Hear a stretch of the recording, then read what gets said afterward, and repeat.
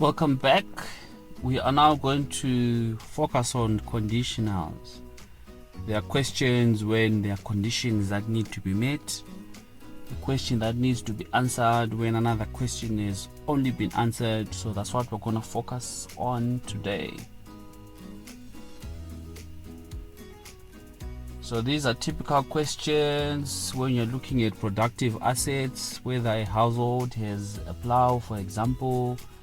And then you need to know whether they do have a plow and how many do they currently own. So ideally, if they do not have a plow, you can't then ask the question of how many they own. So that becomes a conditional. If ever they are going to sell that plow, so it also depends on whether they have a plow. So those are the kind of conditional questions that I want to focus on today and give an example of how that is done.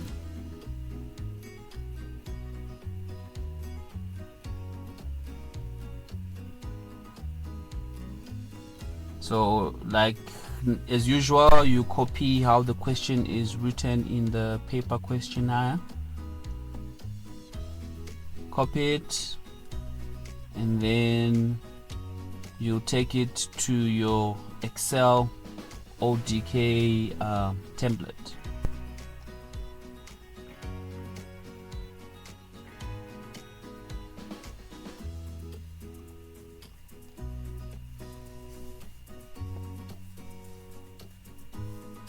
So if you need to have right, so pasted the label there, and then you put the select one, a yes no. So that's a variable name. That yes under dot no is a variable name. Right, that question is required. Your next question will be how many are owned. You paste it there. So this one is an integer type question.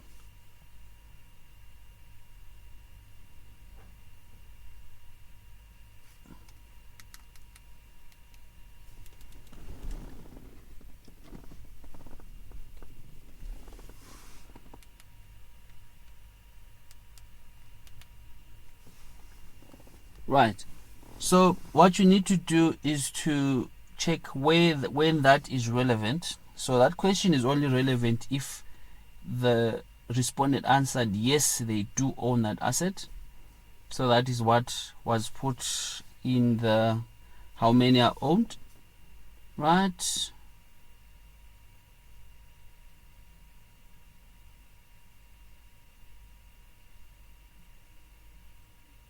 You then continue, grab the next question.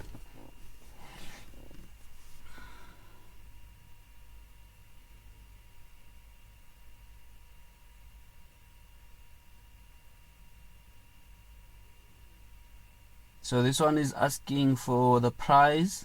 It's an integer type. You give it a variable name, plow, self.plow.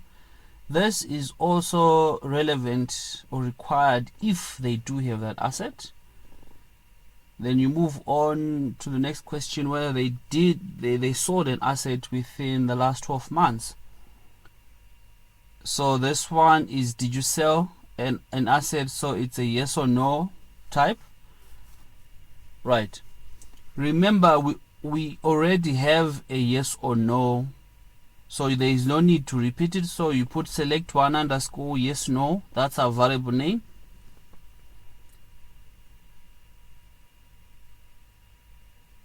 And then you move on to the next question of what was the reason of selling that asset.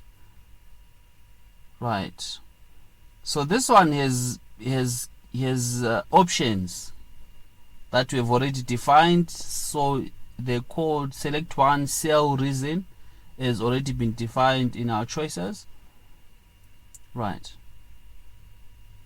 so this one has got a condition as well. We're saying it's only valid or required if they sold an asset. So yes, that's how it's done. Thank you.